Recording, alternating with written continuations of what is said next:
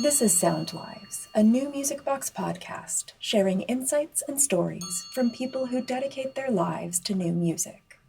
Brought to you by New Music USA, the resource for adventurous creators and listeners in the US and beyond. Welcome to SoundLives. I'm Frank J. Oteri, and you're listening to the Bent Duo, which is pianist David Friend and percussionist Bill Solomon, performing Unsettled by Sarah Hennies from a 2020 New World Records CD release devoted to the music of Sarah Hennies, who is my guest in this month's episode, in which we talk about repetition, perception, experimentation, and maintaining a DIY aesthetic. I've wanted to talk to you ever since I got this amazing CD. I guess it was the fall. Time is very blurry right now. It was just such a joy hearing those pieces, and I'm going to go out on a limb and say it's perhaps one of the most, if not the most extraordinary new thing I've listened to since the pandemic. I was just, thank you. I mean, I was really smitten with it. It was like a whole new sound world. And what struck me about it, and the place I wanted to begin with this, is these pieces were composed and in fact even recorded, months before the whole world shut down. But for some reason, they really sounded like a soundtrack to this era in a way. They really kind of conjured up, for me at least, this feeling of timelessness that we've all experienced these last 2 years. Yeah, I hadn't thought about that in relation to the pandemic, but part of the reason that I like working with repetition so much is that you have this sense that the music is staying in one place, but it feels like it's developing anyway. The music is sort of stopped in time, but to me, doing something over and over again, even though the music is not hypothetically changing, your thoughts are changing. That like hearing something for 1 minute is experientially very, very different from hearing it for, let's say, 8 minutes. And so the listener is changing, even though the music is always changing on like a micro level, but essentially you're hearing the same thing over and over again. And so I can totally see that related to the pandemic because, just the other day I was referred to some tweet as having been a few months ago, and then I found it and it was from January of last year. And so time is definitely passing in a very strange way that is some combination of like slowness and absence. For more than our entire lifetimes, composers have been exploring repetition as a structural device, the minimalist composers, but in their cases, it's sort of a means to an end, repetition, so that you could pay closer attention to a process, whether it's things going in and out of phase or an additive process. But I feel like with your music, it's doing something else. It's presenting repetition as sort of an aesthetic realm. And you said there are things that are changing, but I'm not necessarily sure it's about having the listeners perceive that, or maybe it is. It's complicated, and well, of course it is, but and that's just another reason why I love repetition so much, is that you can look at the score for Unsettle. It's like 2.5 pages long for a 30-minute piece and think, oh, well, this is just a bunch of whole notes that repeat a million times. But then when you hear it, you have this like visceral reaction, or maybe visceral is the wrong word, but very complicated intellectual response to something that seems like could be nothing. To me, just the idea of taking something that seems simple and showing that it is actually very, very complicated is something that has been at the core of basically every single piece I've made in the last 10 to 12 years. And so I've been kind of swimming around in that area in different ways for a really long time. I'm glad you mentioned that score for Unsettled, because there's a page of it in the New World booklet note, and you look at it and it's true. It's like, okay, there are just a few things going on. And I didn't look at that page until after I'd listened to the disc a few times. And then I always like do a deeper dive and read the notes. And I said, that's all that's there? Because it seemed like there's so much more. I always joke that I'm not like a contest winner kind of composer, because, if you're on a jury and you see 2.5 pages of whole notes, it's just like, next. But this isn't a brag, but when people hear that piece live consistently, they're like, wow. Or like at the premiere in Buffalo, multiple people came up to me and said, "Where were the microphones?" Because they thought that what they were hearing was the result of amplification or electronic transformation or something. Why I love so-called simple music is because it gets at the fact that like the way that sound behaves is really unusual, and playing whole notes is a path to exposing that. And it's also the relationship between the two players, and the relationship between the sound and the space, and the relationship between where you're sitting versus where the ensemble is. Here's a little more of the Bent Duo's performance of Sarah Hennies' Unsettled on New World Records.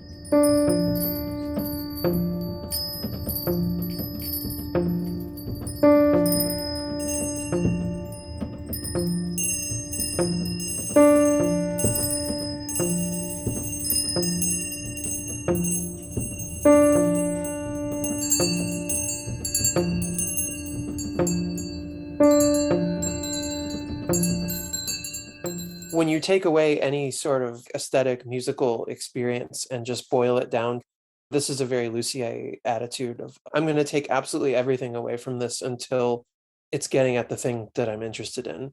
I love Lussier's music, obviously, but there's something about what I'm doing that has a sort of more, I hesitate to use the word emotional because Lucier's music is obviously emotional, and I'm not sure that's what I even mean with my music, but there is an added sort of interest in psychology or like concepts that are outside of music that are underlying basically everything I've ever done too. Comparing it to Lussier, it's interesting, and you've performed Lussier's music. Lussier's music is very much always about a process. It's experimental music in the real sort of textbook definition. You're going to do this sonic experiment. This is what happens. Let's, play with brain waves. Let's play with the resonant frequencies of a room and, sounds coming out of a tea kettle. There are all these extraordinary pieces that he did that were sort of a means to an end. But I sort of feel like with your music, it's about just enjoying those surfaces. There's a real sort of tactile quality to it, if I could throw that word out there. And I think part of it might be because for so many years you were a performing musician, you were a percussionist. So your interrelationship with music is really about the sort of tactile, physical connection, whereas that music is much more theoretical. I don't know if I totally agree that Lussier is more theoretical. It's definitely more reserved in that it's just very about, I wonder what would happen if I did this. It's very playful of just this sort of like innate fascination of figuring out how things work. But I definitely agree with you. And this is why I prefer string and percussion instruments and piano, is because they're touch instruments. I just have a deeper understanding of that. I had to write a trumpet solo for Nate Woolley, and I just had a total existential crisis about it because for weeks I just was like, I don't know what to do with this thing. I ended up writing what I think is a really nice piece, but that was really hard for me, especially as a solo with a typically pretty somewhat limited instrument in terms of like what it can do sonically. But I got a really unusual piece out of it. A big driver of this music is just that I compose something and it's like, oh, this is great. I just want to keep hearing this. It really is as simple. The pieces are more complicated than that, but I'm sure this will come up later. But the way that the last section of that new piece, Clock Dies, was written is that I wrote 1 or 2 bars as an experiment, and like my whole brain lit up where I just immediately was like, it was almost not like a conscious decision. Like I wasn't trying to do that certain thing. And I never imagined that that piece would end the way that it does. But I heard it and I just was playing it on a MIDI realization. Even on MIDI, I was like, I just found myself playing it over and over again. And that's how I've been writing music for years and years, is that if I find myself wanting to hear something or do something over and over again and I can't totally explain why, then that to me is like a very, very good reason to put that into music, because then you can kind of externalize those thoughts or see it from a listener point of view, and you can kind of figure out more about what it is other than this sort of mysterious notion of like, oh, this is great and I want to keep hearing it without really understanding why. So maybe the word that we're both looking for that we haven't thrown out there that distinguishes this music from sort of more structural process stuff is intuition. Is that Oh, fair? definitely.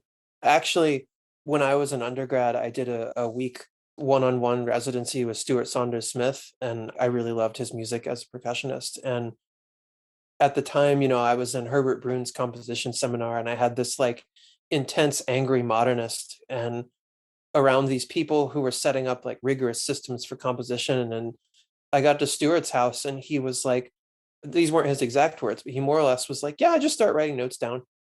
And I was just like absolutely shocked at the time, where I was like, what do you mean?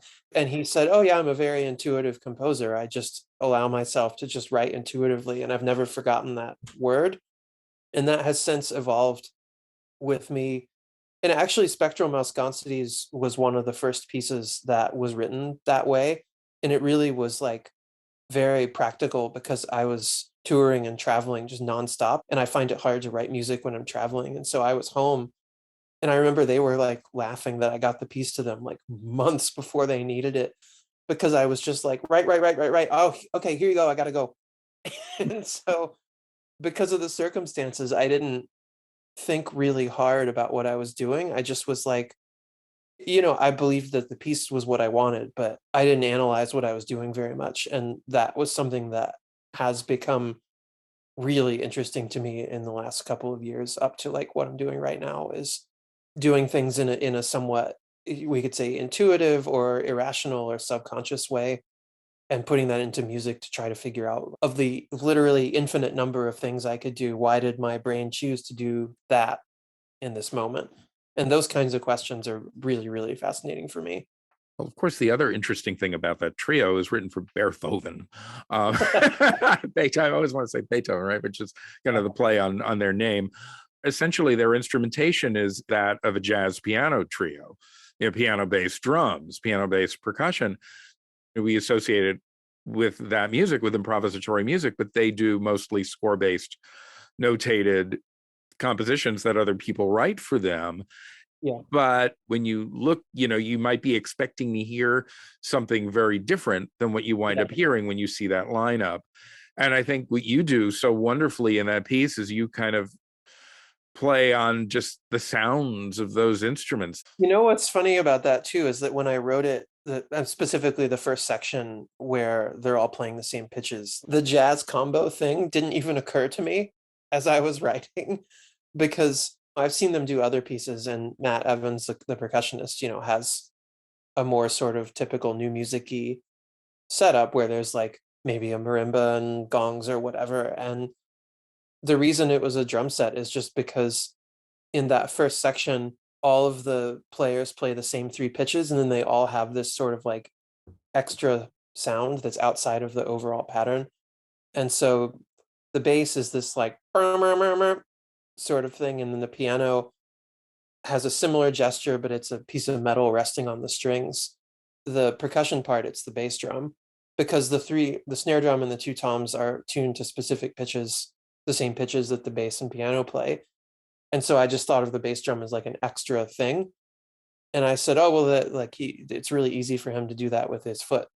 And seriously, it wasn't until much later that the jazz combo thing came into my mind. And then I was like, I just thought it was funny that one, that I hadn't realized it. And two, what you're saying is that visually it does really look like a jazz combo because it's a drum set, but the decision to make it a drum set was very practical, to just make the thing happen that I wanted to happen. Let's hear some of Spectral Mousgonsides from that same 2020 Sarah Hennies New World CD, performed by Beethoven, which is Carl Larson, Pat Swoboda, and Matt Evans.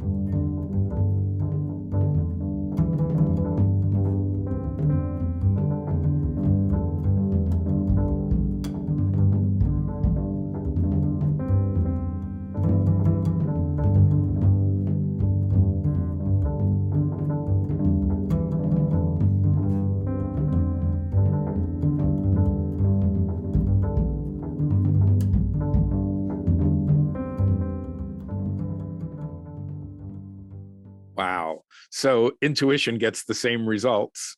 Yeah. As if you did it like deep think deep dive. Yeah, it was that piece and a piece called Reservoir One were both written under similar circumstances where I just absolutely blazed through them because I just didn't have the time. And that ended up opening a whole world for me in a lot of different ways that I'm exploring really specifically now.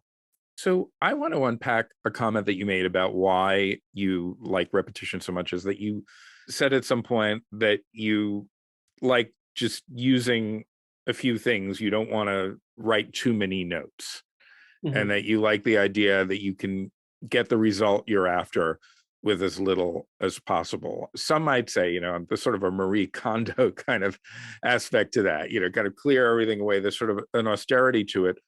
But I don't find your music austere at all, but it is somehow economical. Yeah, that is a word that I have used many, many times. And this has almost become like a joke with me because I've been talking about it so much, but I've always really, really loved Xenakis' music since I was a teenager. And in the last few years, he has sort of started to invade my consciousness more and more. But I've never forgotten, I took a class as a senior in college called Formalized Music, and it was mostly theoretical, but all about Xenakis' music. And I've never, ever forgotten the professor in that class more than once was like, no, he's a very practical composer. You see like the score of Pitha Prakta, it's like the most complicated thing in the world, but it actually is, it's the most practical version of a score that could make the thing happen that he needed to happen. He has said that, not about that piece specifically, but he has said, I'm trying to make the thing happen that I want to hear with the minimum possible number of elements. And so I feel the same way, although obviously my music doesn't sound anything like his, but that I just think being economical and practical is interesting because you can get at the heart of a sound. I'm not writing melodies and harmonies. It's like not that kind of music. So it's about something else, either the sound itself or some kind of listener experience or something that isn't about me using a bunch of notes. I've been making my own music since I was a teenager, but I studied percussion as a student and didn't really get very, very involved in composing until around 2009. I've been playing improvised music for a million years, and I've always been a creator, but it wasn't like composing specifically until this certain set of pieces in 2009. And I talk about this in composition lessons too, that having been a performer for so long and like my experience in 2 years of grad school of being put in this position of having to play 8 million student compositions in a semester, you learn really, really fast how irritated you are at someone who can't write like a clear and concise score. What is the easiest way to get a performer to do what I want without a bunch of extra nonsense is something that has played into like how I write music really, really profoundly, I think. So in terms of other heroes, other role models, we talked about Lucier, you mentioned Xenakis just now. Other things that I hear, I don't know if they're there. They might be, they might not be. Morton Feldman, James Tenney, and another one that might seem totally off kilter here, Galina Ostvolskaya. Mm-hmm.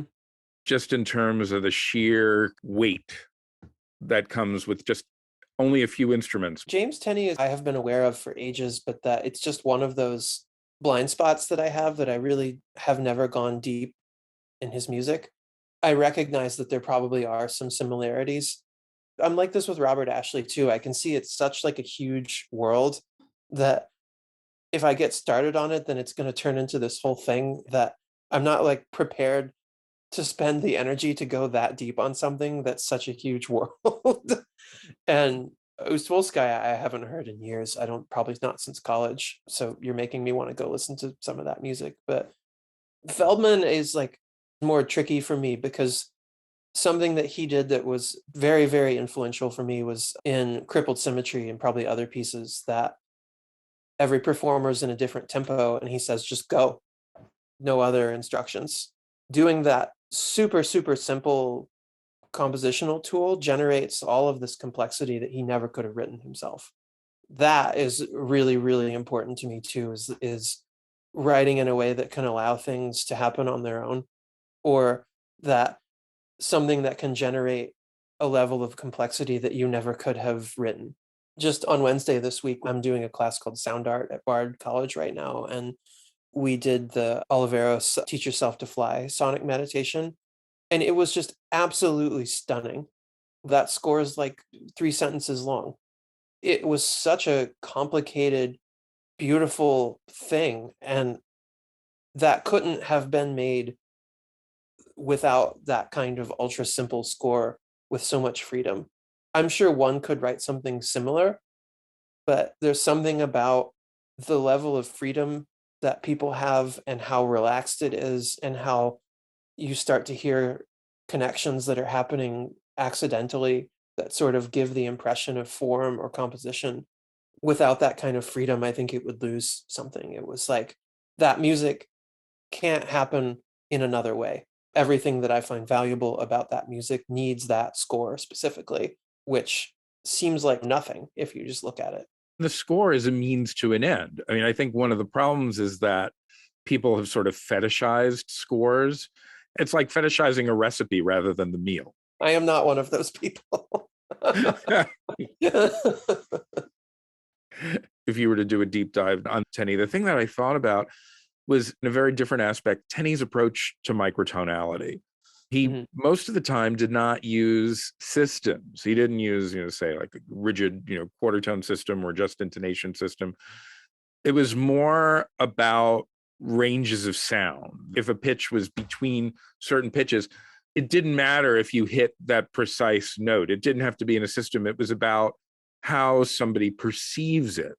So he was interested in, say, just noticeable differences, that range of perception. And I sort of feel like the way you deal with repetition is very similar to the way he dealt with microtonality. It was more focused on the listener than the compositional process. Is that fair? Yeah. Yeah, I think that makes sense. Everything for me is about the listening experience. I mean, I don't even use quote unquote systems anymore. But I've also become really interested in writing in a way that I keep using the word irrational or subconscious in my head, that it's just kind of coming out of me for reasons I don't understand. But what you're saying about repetition totally is like, what is the most direct path to that experience that I want to create, or that thing that I want to learn more about? And I will say, as far as a microtonality, I'm solidly in the Xenakis camp on that too, and that Xenakis is not a tuning person, but you see quarter tones in his music all the time. My take on that, and again, he's very practical, is that he just needed an interval that's smaller than a half step. And so, quarter tone. I'm the same, that I frequently would like to use pitches that are closer together than a half step, but I don't need to go deeper than that, because kind of what I was saying about Tenney, it's like, if you're going to call yourself like a microtonal composer, I just can't do that. It's too much to be good at it and to have a meaningful relationship with tuning. Like, I'm not prepared to take in that level of knowledge when I can just go quarter tone and then I get a different kind of beating than I would with the half step. That's all I need for the thing that I want to do. Well, I definitely heard stuff outside of 12 tone equal temperament and clock dies. It's not notated that way, but there are quarter tones, but not a lot of them. But some of the things that I'm thinking of one moment in particular that sound microtonal are just a result of human performers. There's a part where the vibraphone is repeating this one note over and over and over again. And the conductor and ensemble were really confused as to why, like, I wanted the dynamic of that vibraphone note to be, they kept telling me that it was inaudible. And I just think it was absolutely 100% audible. It's just that the flute and clarinet were playing, I don't remember the notes right now, but they're playing very close together harmonically. And to me, the inserting this vibraphone note dynamically just underneath what they're doing totally changed the character of the wind instruments without having to hear this like bing bing bing bing bing bing on the vibraphone. That, like, that's actually another thing I've taken a lot from Feldman, particularly with keyboard percussion instruments, is how to minimize attack and maximize pitch and resonance. So this perceived microtonality, Mhm. it's not really there, but the ear hears it maybe because of the way the overtones of those different instruments react with each other. Yeah, I think so. And there's no guarantee that a player is going to play a mathematically perfect C sharp every time, and this is something else that I love doing, is playing on inherent imperfections in human performance. I mean, that was what started everything, is that a piece I made as an undergrad a very, very simple vibraphone piece where the vibraphonist, as mechanically as possible, goes bing, bing, bing, bing, bing, bing. But the sound, the resonance of the instrument's changing all the time because of the way the instrument is constructed, and that the absolute simplest possible thing a percussionist could ever do produces these results you don't expect, but that are also chaotic and unpredictable. That gesture is the foundation of my entire practice ever since then, that this simple thing equals complicated experience. Not to make it sound too dumb, but but that's really it, is that, I mean, I'm sort of moving away from this idea now, but it still feels like totally connected. Clocked Eye is the perfect example, actually, that those kinds of listening phenomena are still present in the piece. They're just not the focus of the piece. When I made The Reinvention of Romance, I've told people lots of times that that's my favorite thing I've ever made, because it felt like it tied together every single thing I care about as a musician into one piece. But it's not done in this conscious way. It's that the concept required all of these things that I've cared about for so long under this one sort of more non-musical concept, and being able to involve all of those things in pieces without being so like, look at this. Yeah. But then it just happens on its own is something that I really like about that music. Well, the other thing about Reinvention of Romance that's so interesting, and I guess in sort of a Feldman sort of way, is in some ways the piece is so much about the combination of those instruments, the very unlikely combination of cello and percussion that exist in these two different worlds, yet they coexist together. And in a way, that is what romance is, two very different people, coming together and being able to share this thing. And I suppose that is the subconscious, the psychological subtext, the emotional part of this music.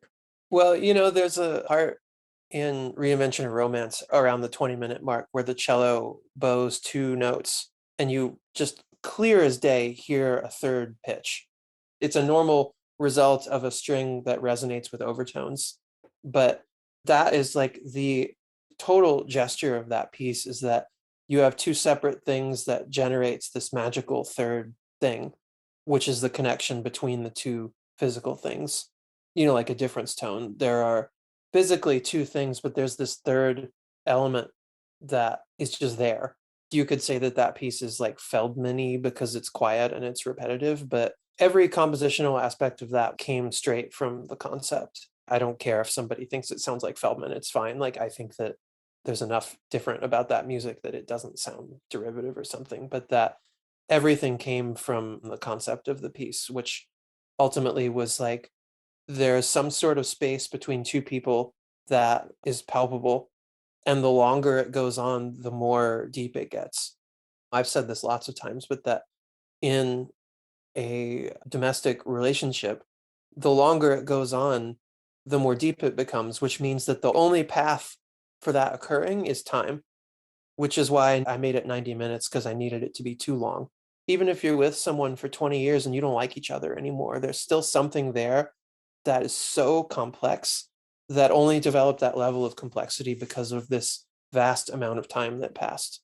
I just think that's such a beautiful gesture. And it's not about love, it's just about space and intimacy, but not like romantic intimacy, but that closeness. So then why reinvention?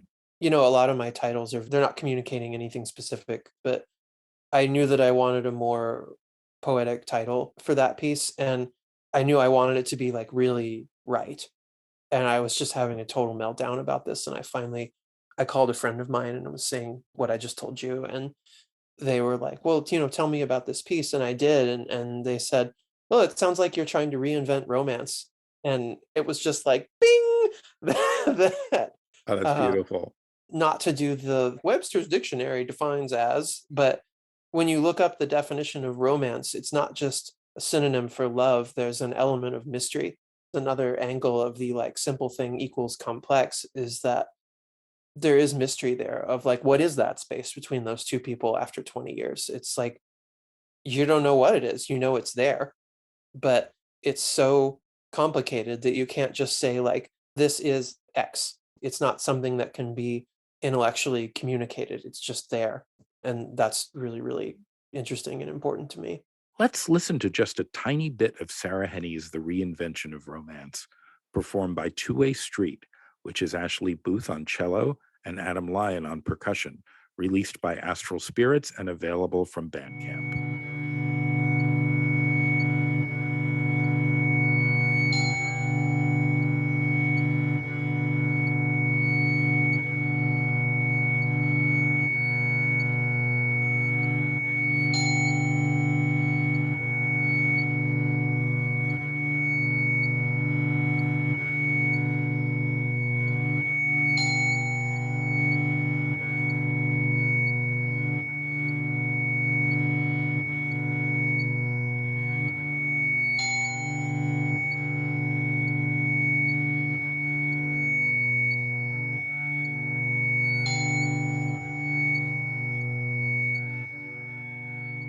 I would posit another thing about that piece that makes it so interesting and makes it clearly un-Feldman-like is you're sort of coming at these instruments as a percussionist. You're thinking of the cello Absolutely.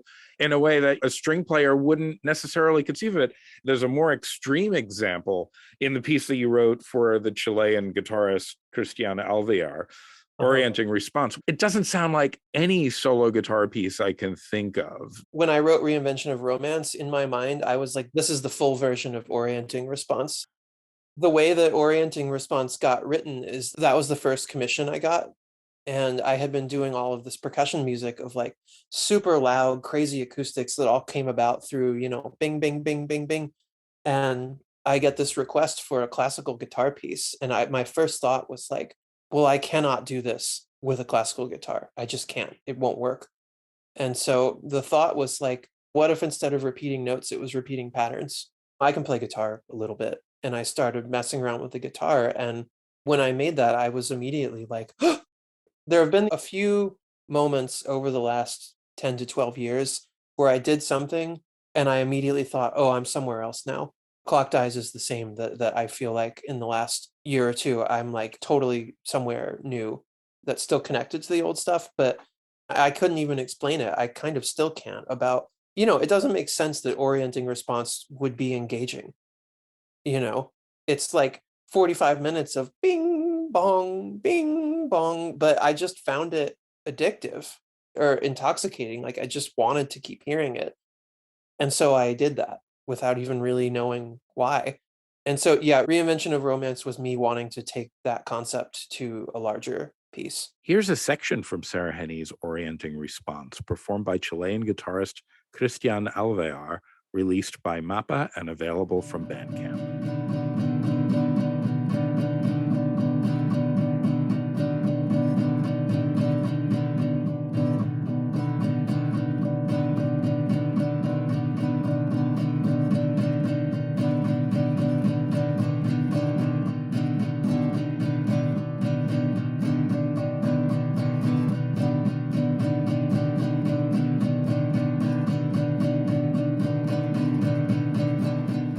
Now, you mentioned playing guitar. I want to, go all the way back and talk about Weird Weeds, which Oh, wow. Okay. yeah, I did a total deep dive on all of this stuff. And there are things in that music, particularly the untitled tracks. I don't know if they're untitled, the ones that are just titled with the dash on He, Me, Nay Melody, which really sound like the beginnings of what you would go on to do in your compositions. So I'm wondering, were those works group created? Did different members compose certain ones? What was the process for making the music with that group?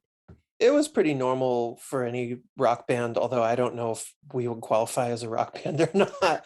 But it generally, one of the guitarists would come with some sort of already written music for their instrument, and then it would develop as a group. I don't think it was all that different from any other rock band I was in when I was younger, just that the material had such a weird sensibility to it. But I'm glad you asked that because I don't really think about that band so much anymore. But I did that for 10 years and it was really, really important to me. And it's just that I'm not playing in bands anymore for a lot of reasons. And I just miss playing with other people also. But It's kind of like reinvention of romance. Like we played together so much that there was something there that was almost outside of the music. I felt so close with those people because we spent so much time together making this weird thing. But yeah, it was around the time of Help Me Name Melody is when we started to use repetition. And the band started as like zero repetition. We were making these weird little 90-second songs where I was like refusing to ever play any kind of semblance of a regular drum beat. The songs were structured and behaved in really strange ways. Like it was just total anti-rock music, but not in like an aggressive or ham-fisted way. It's just that the music is just really odd, but odd in this really pleasant way. Actually, now that it's come out of my mouth, is something that I still feel really is something I'm doing, is that to be strange in a way that's not aggressive or dissonant for the sake of dissonance or something. Now, what's interesting talking about the relationship between that work, it's so weird, even at this late date, when we talk about post-genre, that work exists in a particular silo. And the work you're doing now exists in another silo. And it's sort of ridiculous because there is a relationship between all of this stuff. Yet the fans of that band are probably not going to be the type of folks that go hear a contemporary music concert at Dimena Art Center. And the folks at Dimena Art Center are not folks who are going to go to a show by Weird Weeds. That's to some extent true, but we played a lot of experimental music shows. And yes, it was totally different from everything else, but there's certainly some overlap. Will the person at the Puccini opera go see Weird Weeds? Probably not. But everything I've ever done in my life was adventurous music. But yes, like we mostly existed in rock clubs, and what I do now mostly exists in like galleries and DIY spaces and the occasional classical music institution. But the thing that ties them together that is like deeply important to me is that it's all totally independent music. I very intensely identify as a DIY artist who just occasionally finds myself at the Dimena Center for Classical Music. It's amazing to have access to those resources, and I'm very happy to be there, but that isn't like quote unquote my world. I mean, I don't have a world as far as I'm concerned, except my own. Let's listen to some music by the band Weird Weeds, in which Sarah Hennies played percussion, along with Sandy Ewan and Aaron Russell on guitars and Lindsay Verrill on bass. This is one of those unnamed dash tracks off of the 2010 LP Help Me Name Melody, which was released on Sedimental Records and is available on Bandcamp.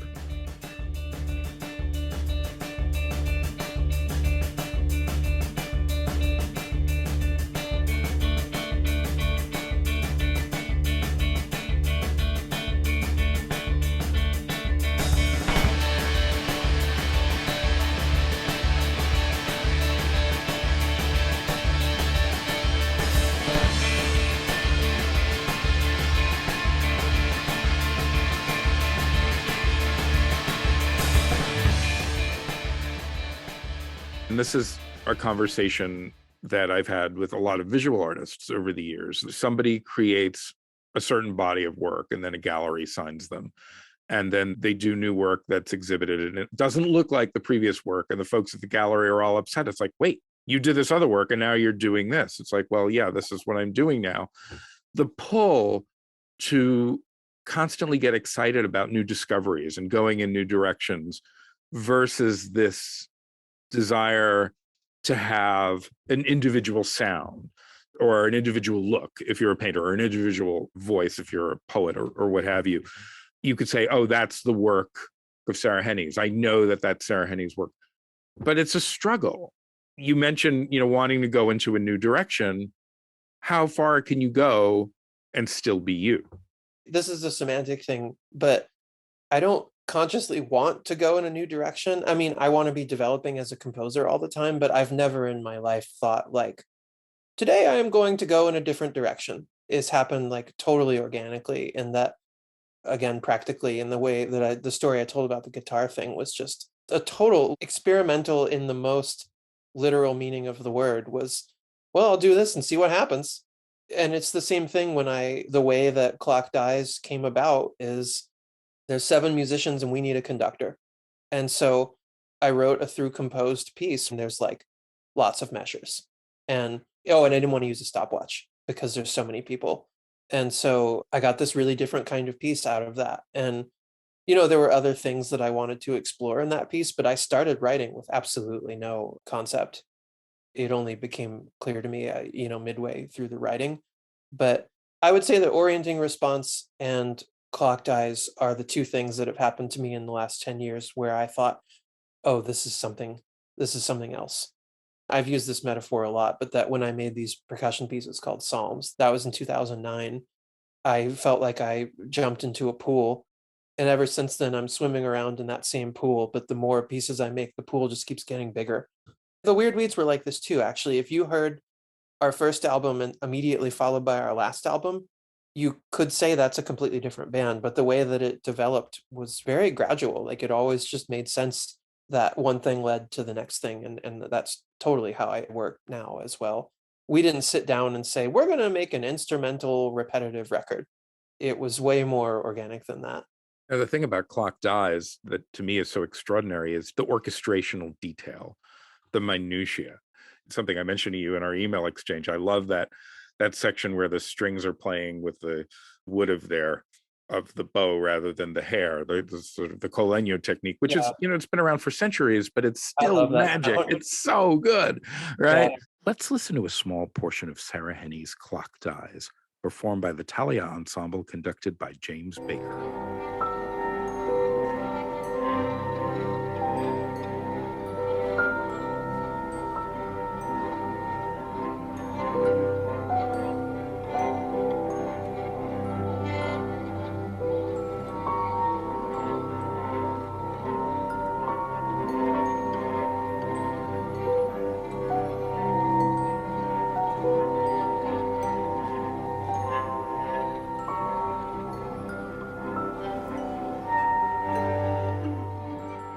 I heard that and I'm like, wow, you say you don't want to deal with institutions, but wow, I'd love to hear you write an orchestra piece. I did write an orchestra piece.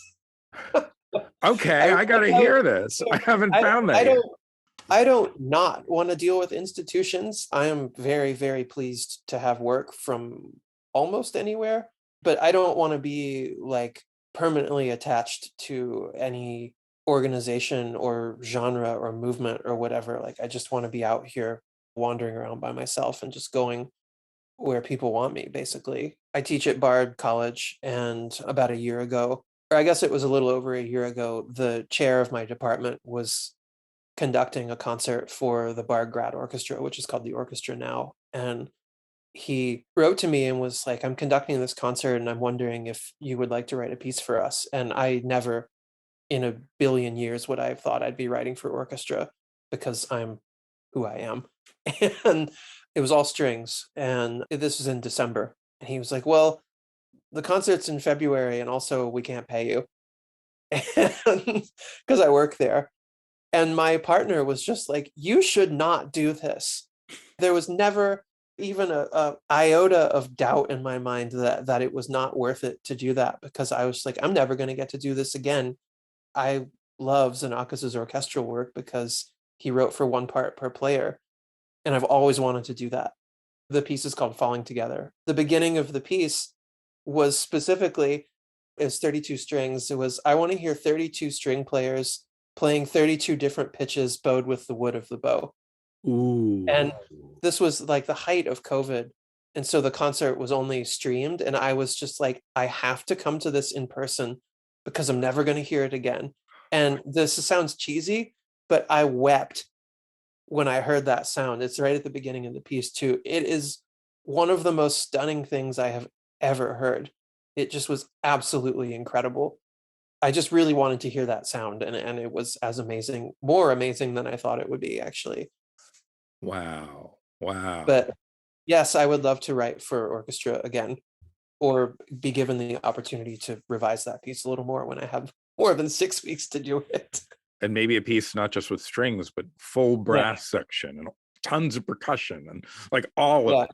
But it's funny, I always had more of an interest in small ensembles because of how intimate and immediate it is. But then when you hear 32 string players playing 32 pitches with the bow of the wood, suddenly you're not so interested in only small ensembles anymore, just because of what's possible.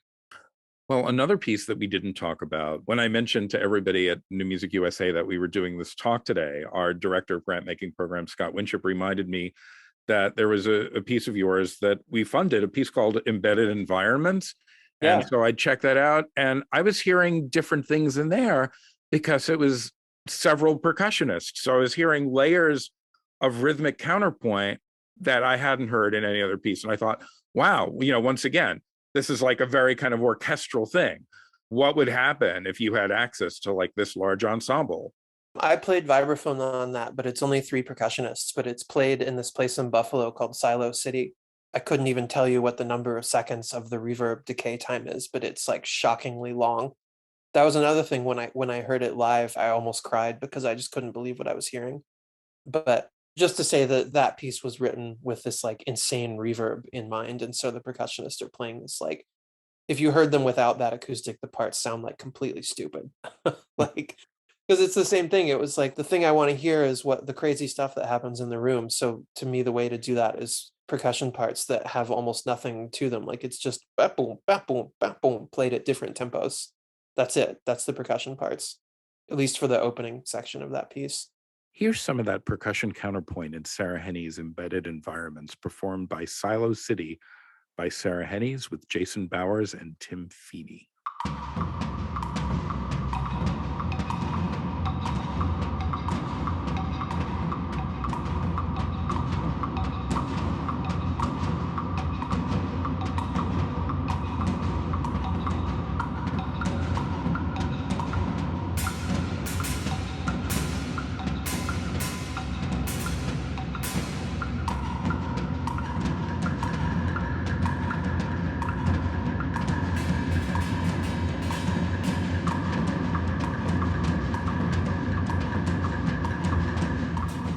Wow, it sounds so different. It sounds like so many polyrhythms going on.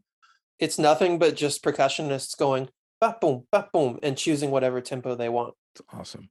I love it. I totally love it. That's the crippled symmetry thing, is like, Yep. you generate this just amazing complexity through the simplest instruction in the world. Everything we've been talking about has been acoustic, non-electronic works that are given to other musicians who play them in real time. But your work, Contralto, is a multimedia, electroacoustic video piece that exists as a fixed form piece. Yeah. But, once again, I think if somebody is immersed in the sound world of your music, they would say, yeah, I hear the common sound world is playing with this notion of repetition, playing with this notion of starting and stopping.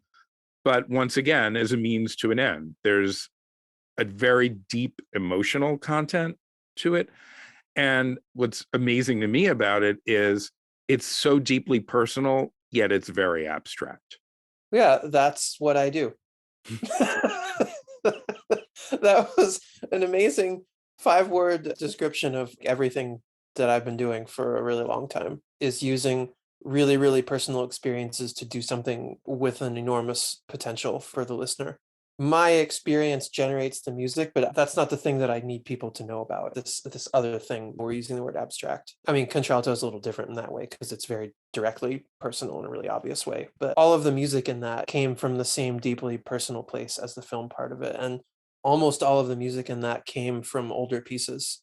I've talked about this in other contexts too, but I was very hesitant to make that piece for a while because I didn't want to be Sarah Hennies, the trans composer. But I realized that, I keep talking about this moment in 2009, that all of the work I had made from that point up to Contralto was completely related to the subject of that piece. And so even though it seems like a really different piece of mine, you're totally right. I mean, it very literally has old music of mine, like the section where everyone's kind of speaking in a normal way has this drony electronic vocal piece that literally I just took an old piece and dropped it right in the video because that's the only non-acoustic element in the piece, because I remembered this old piece and I went, oh, that's why I made that piece. And it was the perfect music for that section of that film. And literally just took it from a folder on my computer and dropped it right into the Premiere file. There's lots of other elements that appear in other pieces too. Here's a very brief portion of the audio for Sarah Hennies' audiovisual documentary Contralto. Visit sarahhennies.com for more details on how to hear and watch the entire thing. Hey. Oh.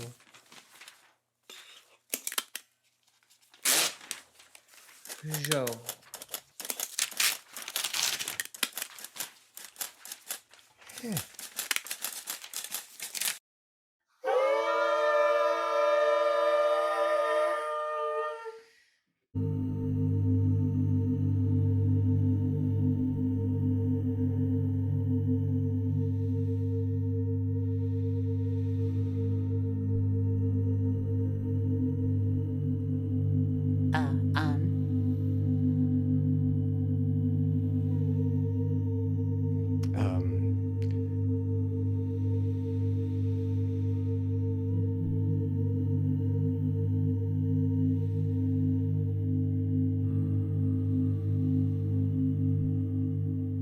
So, what are the projects that you would want to do? What is the next step? For a long time now, I've thought it would be great to write a piece that was 3 or 4 hours long. There is a French composer named Jean-Claude Eloi and a percussionist named Michael Ranta, who I actually just interviewed yesterday. I'm very excited about it. But they made this piece together called Yoin that's 3.5 hours long. For years, I was like, boy, wouldn't it be great to do something like that? Really, for a few years, I was just waiting for something to come to me where I was like, I need an idea that can sustain that amount of time. And that idea has emerged over the last year or so. I don't know how I'm going to pull this off because it would be really expensive because it involves a lot of performers and electronics and a big space. And right now it exists only as an idea. A couple other pieces I'm working on right now for like new commissions are kind of like orienting response and reinvention of romance. These current pieces are the baby versions of what I want to be this like massive project. And so I'm really, really focused on trying to find a way to do that.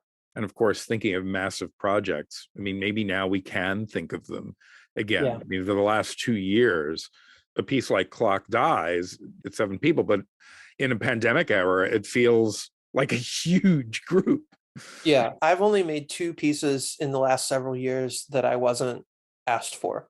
That's half true. I was asked for reinvention of romance, but the idea predated the ask. It just that I happened to get asked for the exact piece that I wanted to make, like shockingly accurate to this idea I had already had to write a long duo for 2 people. And then the 2 people I wrote it for are in a relationship together. Like it was shocking to me. But anyway, the only 2 pieces that I've written in the last several years that I just did totally out of my own interest was Reinvention of Romance and Contralto. And those are the 2 best things I've ever made, period. But it's not about best. It was like, I have to do this, that I just felt completely consumed with the need to make those pieces.